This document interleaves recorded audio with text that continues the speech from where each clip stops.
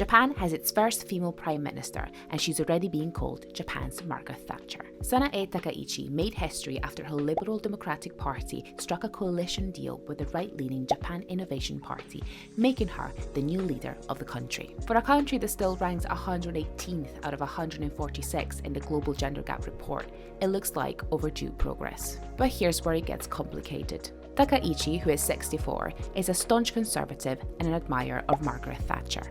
She opposes same-sex marriage, defends male-only imperial succession, and she resists letting married couples have separate surnames.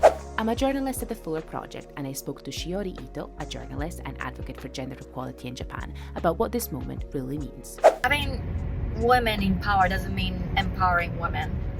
In Japan, only less than 10% of women are working as a member of parliament. So hoping the topic of gender equality and women's rights will come up more. That's what I hope for Takaichi to talk about, but just knowing her political view, I don't see that would come up.